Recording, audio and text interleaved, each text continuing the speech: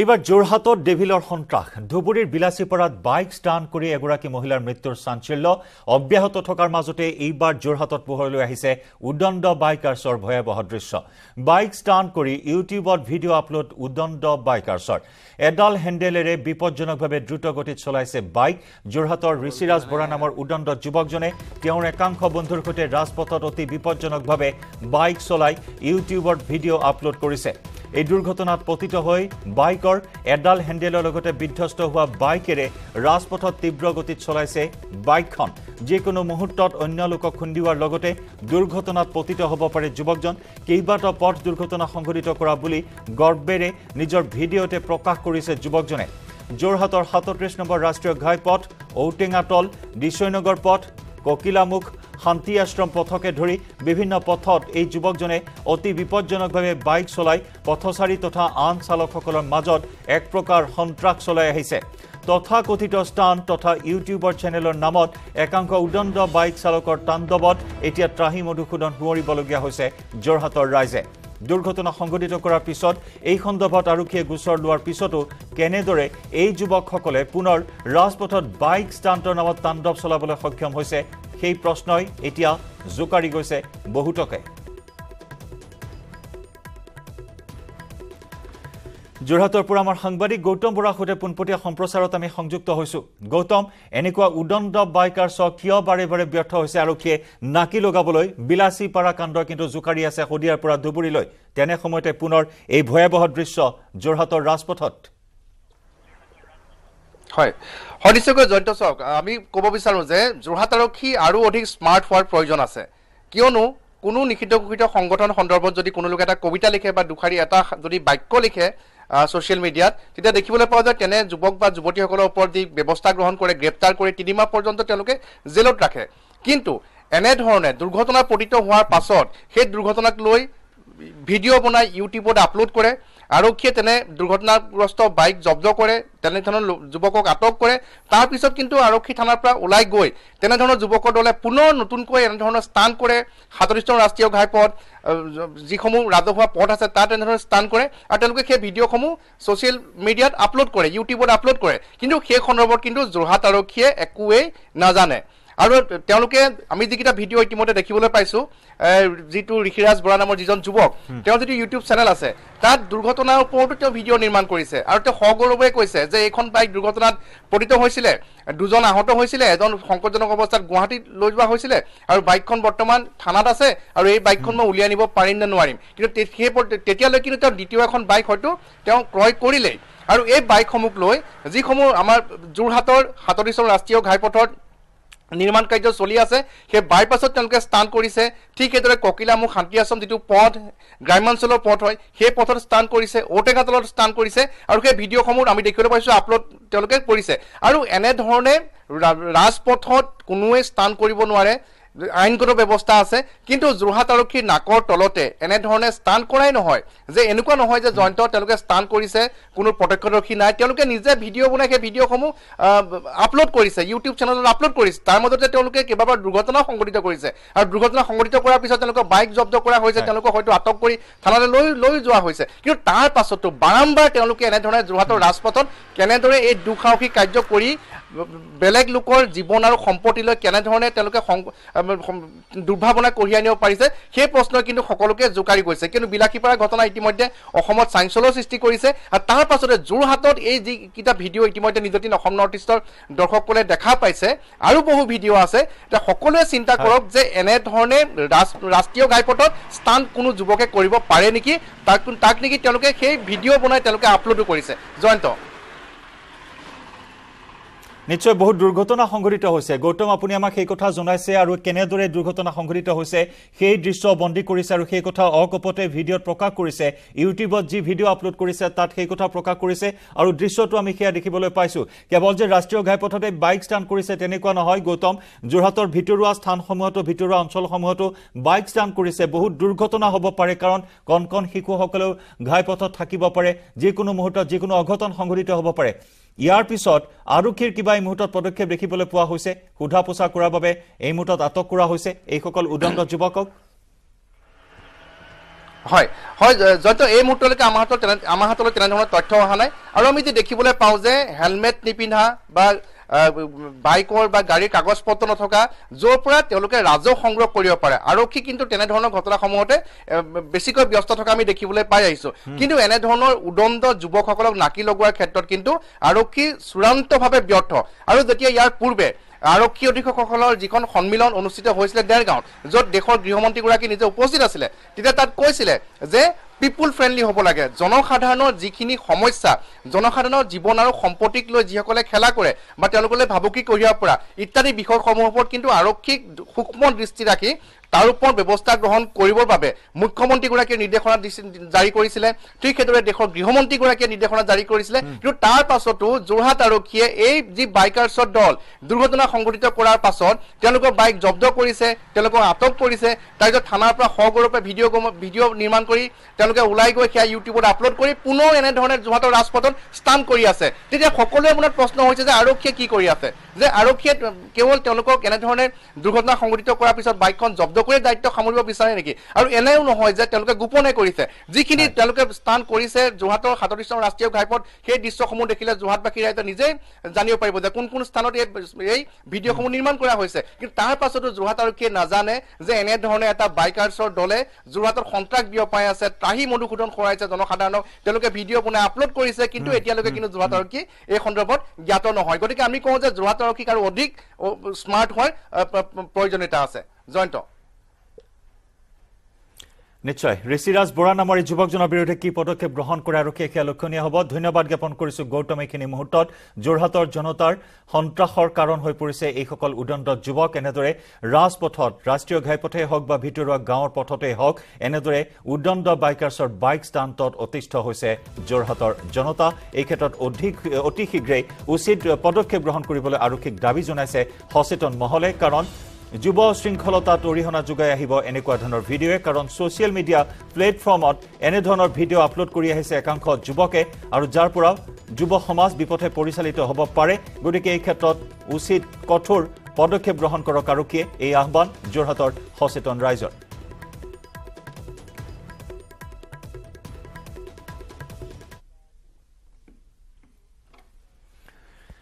মহানগৰীত 14 কোটি টকা মূল্যৰ ড্ৰাগছ জব্দ এখন এম্বুলেন্সৰ পৰা জব্দ বৃহৎ পৰিমাণৰ ড্ৰাগছ জব্দ কৰা হৈছে 50,000 ইয়াবা টেবলেট আৰু 200 গ্ৰাম হেৰইন গণেশগুৰিৰ এখন ব্যক্তিগত হাস্পতালৰ সন্মুখত পাৰ্কিঙত ৰখাই থোৱা আছিল এম্বুলেন্সখন মণিপুৰৰ সুৰাচানপুৰৰ পৰা নাগালেণ্ড হৈ কাৰ্বি আংলং সীমান্তইদি অসমত প্ৰৱেশ কৰিছিল এই বাহনখন মেঘালয়ত ড্ৰাইভাৰ সলনি কৰি বাংলাদেশলৈ নিয়াৰ পৰিকল্পনা আছিল ড্ৰাগছখিনি গ্ৰেপ্তাৰ ড্ৰাগছ সৰবৰাহকাৰী মিৰাজুল ইছলাম ধৃত মিৰাজুলৰ ঘৰ মেঘালয়ৰ ৰাজাবালাত ড্ৰাগছ সৰবৰাহৰ অভিযোগত আন এজনকো আটক কৰা হৈছে জইণ্ট চিপি পাৰ্থ সাৰথী মহন্ত আৰু এডিচিপি কল্যাণ পাঠকৰ নেতৃত্বত চলিছিল এই ড্ৰাগছ বিৰোধী অভিযান নিতৌ ন কৌশল অৱলম্বন কৰি ড্ৰাগছ সৰবৰাহকাৰীয়ে অব্যাহত ৰাখিছে ড্ৰাগছৰ বেহা ড্ৰাগছৰ সৰবৰাহ এইবাৰ এম্বুলেন্স ব্যৱহাৰ কৰি ড্ৰাগছ সৰবৰাহ কৰা হৈছে 14 কোটি টকা মূল্যৰ ড্ৰাগছ জব্দ কৰা হৈছে মহানগৰীত পিনপইণ্ট ইনফৰমেশ্যন আহে যিখন গাড়ীৰে মানে ট্ৰেন্সপৰ্টেশ্যন হয় বা সৰবৰাহ হয় সেইখন গুৱাহাটী চিটিত এণ্টাৰ কৰিছে একৰ্ডিংলি ইভিনিং আৱাৰ্ছত সেই গাড়ীখন যিখন এম্বুলেন্স হয় সেইখন আমি গণেশগুৰি হেংৰাবাৰী ৰোডৰ তাতে আমি ইণ্টাৰচেপ্ট কৰোঁ এটা পাৰ্কিঙত আৰু যিজন পেডলাৰ তেওঁৰ নামটো হ'ল মিৰাজুল আলী তেওঁৰ ঘৰ হ'ল ৰাজাবালা থানা ফুলবাৰী মেঘালয় তেওঁক আমি এপ্ৰিহেণ্ড কৰোঁ আৰু যিখন এম্বুলেন্স সেইখন আমি চাৰ্চ কৰোঁতে তাতে দেখা যায় যে তাতে 50,000 ইয়াবা টেবলেটছ যিটো মেটামফেটামাইন কম্পজিশ্যন থাকে সেইটো পোৱা গৈছে along with 16 packets of heroine tablets আছিল টেবলেটছৰ ওজন এৰাউণ্ড 4 কেজি 800 গ্ৰামছ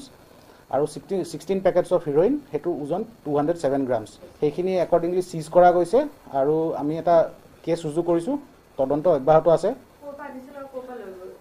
এইটো বস্তু আহিছিল মণিপুৰৰ পৰা এটা চাৰ্টেন লোকেশ্যনত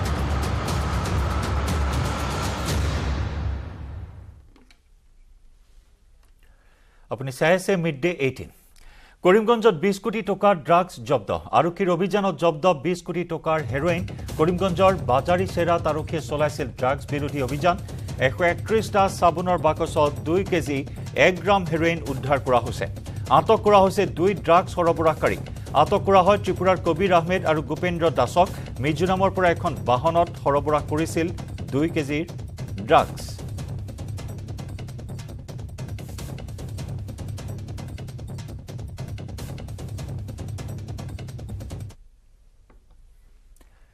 অসমবাসীৰ বাবে সুখবৰ। অসমীয়াৰ স্বাভিমান গামোচাই অৱশেষত লাভ কৰিলে GI টেগ। টুইটযোগে এই কথা সদৰি কৰিলে কেন্দ্ৰীয় মন্ত্ৰী পীয়ূষ গোৱেলে। অসম কৃষি বিশ্ববিদ্যালয়ে উত্থাপন কৰিছিল এই বিষয়টো। ৰাজ্য চৰকাৰে বিষয়টো আগবঢ়াই নিছিল। অৱশেষত GI টেগ লাভ কৰিলে অসমৰ স্বাভিমান গামোচাই। GI টেগ হৈছে কোনো এবিধ সামগ্ৰীৰ ভৌগোলিক স্থানৰ আৰু সামগ্ৰীবিধৰ মূল স্থানৰ স্বীকৃতিৰ টেগ বা চিহ্ন।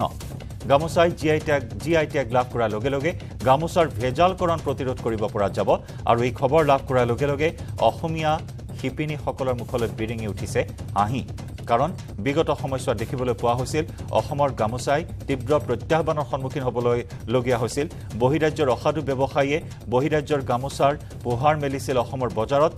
যাৰ বাবে অসমীয়া শিপিনীসকলে বৃহৎ প্ৰত্যাহ্বানৰ সন্মুখীন হ'বলগীয়া হৈছিল। আৰু এই ক্ষেত্ৰত এই টেগ লাভ কৰাৰ লগে লগে এতিয়া গামোচাৰ ভেজালকৰণ প্ৰতিৰোধ কৰিব পৰা যাব।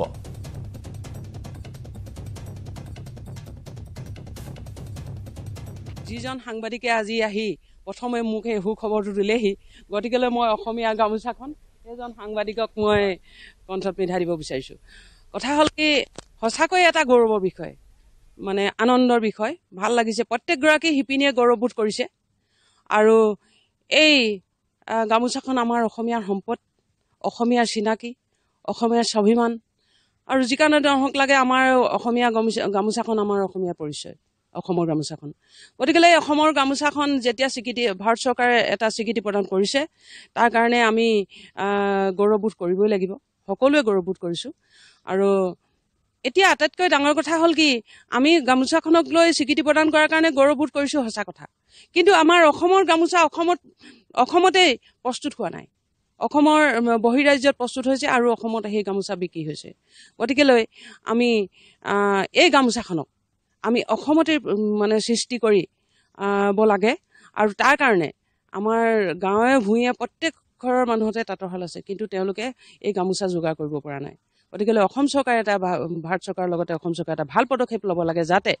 অসমৰ শিপিনীয়ে অসমতে গামোচা বৈ উলিয়াব লাগে।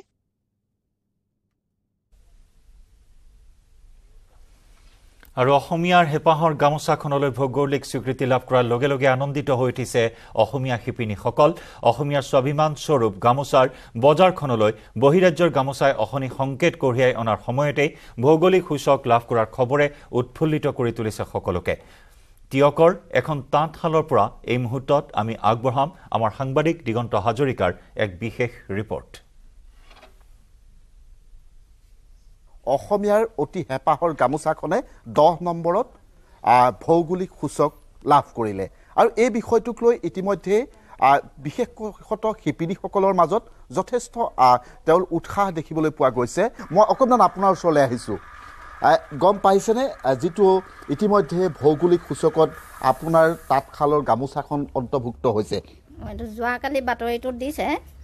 গতিকে আমি শিপিনীসকল মানে যথেষ্ট আনন্দিত হৈছোঁ। আজি বহুদিনৰ পৰা আমাৰ অসমৰ শিপিনীসকলৰ এটা সমস্যা হৈছিলে, আৰু সমস্যাৰ লগতে অসমীয়া গামোচাখনেও কিছুমান মানে অকণমান যে সন্মানটো তললৈ গৈছিলে এনেকুৱা লাগিছিলে। কিয়নো য'তে ত'তে বাটে ঘাটে বাহিৰা দেশত উৎপন্ন হোৱা গামোচাবিলাক আনি বজাৰ ভৰি পৰিছিলে, আৰু সেই গামোচাখিনি খুব কম দামতে বিক্ৰী হয়। কিন্তু আমাৰ হাতে বৈ কষ্ট কৰি বোৱা গামোচাখিনি কিন্তু চাহিদাটো কমি গৈছিলে। সেইকাৰণে শিপিনীসকল মাজে মাজে হতাশাত পৰিছিলে। এইটো মানে বহুদিনৰ পৰা আমাৰ শিপিনীসকলে চৰকাৰলৈ আবেদন জনায়ে আছিলে, অনুৰোধ কৰি আছিলে যে অন্ততঃ বাহিৰাগত গামোচাখিনি যাতে বন্ধ হয়। সেইকাৰণে কালি যিটো ভাৰত চৰকাৰে ঘোষণা কৰিলে, সেইটোক লৈ আমি যথেষ্ট আনন্দিত। আৰু এতিয়া আমাৰ গামোচাখিনি মানে শিপিনীসকলৰ উপকৃত হ'ব, গামোচাৰ সন্মান বাঢ়িছে, আৰু দেশ বিদেশলৈ এই গামোচাখিনিৰ আৰু প্ৰসাৰ বাঢ়ি যাব। গতিকে শিপিনীসকলৰ যথেষ্ট উপকৃত হ'ব বুলি ভাবিছোঁ। আপুনিও তাঁতশালত ব্যস্ত হৈ থাকে? হয়, থাকোঁ। আপুনি তাঁতশালৰ জৰিয়তে পৰিয়াল চলে বুলি কৈছিলে আহি পাওঁতে? হয়, তাত আমি গামোচা বিকোঁ বিহুত, আৰু এনেও মিটিং মাটাং হ'লে গামোচা দিওঁ। আজি চাদৰ লগাইছোঁ এতিয়া। তাৰপিছত আকৌ মাঘৰ বিহুৰ পিছৰ পৰা গামোচা বনাওঁ। যিহেতু এতিয়া এই আপোনালোকে যিটো কথা আপুনি আৰম্ভণিতে কৈছিলে যে ফুটপাথত গামোচাখন দেখি বেয়া লাগে আপোনালোকে যিটো মূল্য পাব লাগে সেই মূল্যটো পাই আছেনে গামোচাখনৰ গামোচাখনৰ মূল্যটো দিয়ে কিন্তু দিবলৈ টান পায় কিয়নো সস্তাতে যেতিয়া এখন গামোচা 50 টকা 40 টকাটো পায় তেতিয়া আকৌ আমাৰ এইখিনি হাতে বোৱা আৰু আমাৰ সূতাটো ভাল সেইখিনি সূতাইটো কোনো গাৰ মানে পানীও নুটুকে ঘাম মচিব নোৱাৰে বা কোচ খাই যায় সি পুৰণা হ'লে কিন্তু আমাৰখিনি ভাল হৈ থাকে সেই অনুপাতে কিন্তু দামটো দিবলৈ তেতিয়া বেয়া পাইছিলে ৰাইজে এতিয়া যদি সেইখিনি গামোচা বন্ধ হৈ যায় আমাৰ গামোচাখিনি নিশ্চয় দাম পাব আৰু শিপিনীসকল উপকৃত হ'ব মানে প্ৰকৃত মূল্যটো পাব আমি সততে দেখি আহিছোঁ যে বহিৰাজ্যৰ যিসমূহ গামোচাৰে অসমীয়াৰ গামোচাৰ বজাৰখন দখল কৰিছিলে সেই ক্ষেত্ৰতো নিয়ন্ত্ৰণ হ'ব অন্ততঃ অসমীয়াৰ শিপিনীৰ যি আচলতে প্ৰাপ্য সেই প্ৰাপ্যটো যেন পোৱাৰ দিশত গতি কৰিছে এই কথাটো কিন্তু এতিয়া শিপিনীসকলে মৰ্মে মৰ্মে উপলব্ধি কৰিছে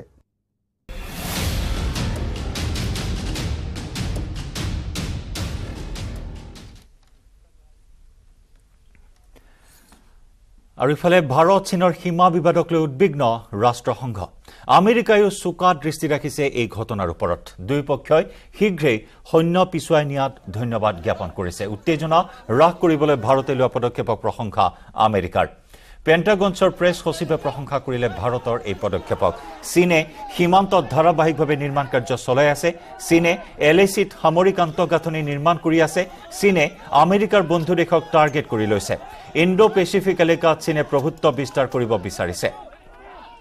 শেহতীয়াকৈ টাৱাঙৰ ভাৰত চীন সীমান্তৰ এই উত্তেজনা সন্দৰ্ভত এই প্ৰতিক্ৰিয়া প্ৰকাশ কৰিছে আমেৰিকাই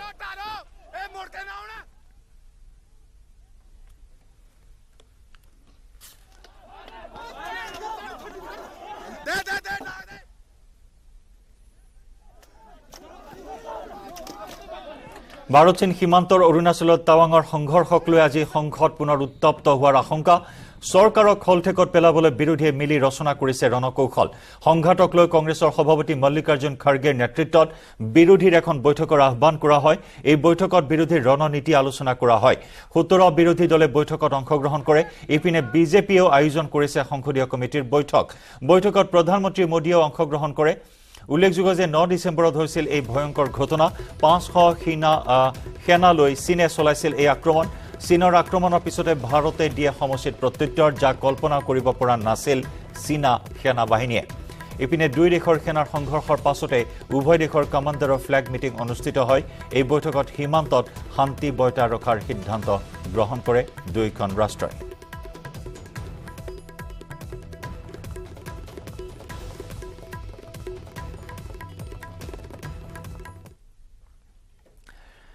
আৰু পোহৰলৈ আহিছে ভাৰত চীন সীমান্তৰ সংঘৰ্ষৰ এক শিহৰণকাৰী ভিডিঅ' সীমান্তত চীনা সৈন্যক ভাৰতীয় সেনাই প্ৰতিহত কৰাৰ এই চাঞ্চল্যকৰ ভিডিঅ' প্ৰকাশ পাইছে সীমান্তৰ দুৰ্গম এলেকাত দলে বলে অহা চীনা সৈন্যক প্ৰতিৰোধ কৰাৰ ভিডিঅ' এতিয়া সামাজিক মাধ্যমতো ভাইৰেল হৈছে কংগ্ৰেছ সাংসদ মনীষ তিৱাৰীয়ে শ্বেয়াৰ কৰিছে এই ভিডিঅ'টোত চীনা সৈন্যক সীমান্তত আক্ৰমণ কৰি প্ৰতিহত কৰাৰ দৃশ্য বন্দী হৈছে অৱশ্যে ভিডিঅ'টো কেতিয়াৰ আৰু কোন ঠাইৰ সেয়া এতিয়াও নিশ্চিতকৈ ক'ব পৰা হোৱা নাই শেহতীয়াকৈ ভাৰত চীন সীমান্তৰ অৰুণাচল প্ৰদেশৰ টাৱাঙত সংঘটিত সংঘৰ্ষৰ পাছতে ভাইৰেল হৈছে এই ভিডিঅ'টো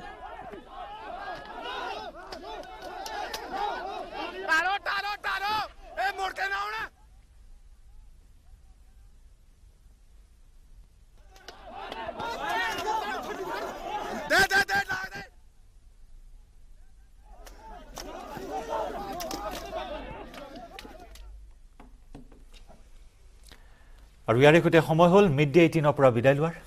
নমস্কাৰ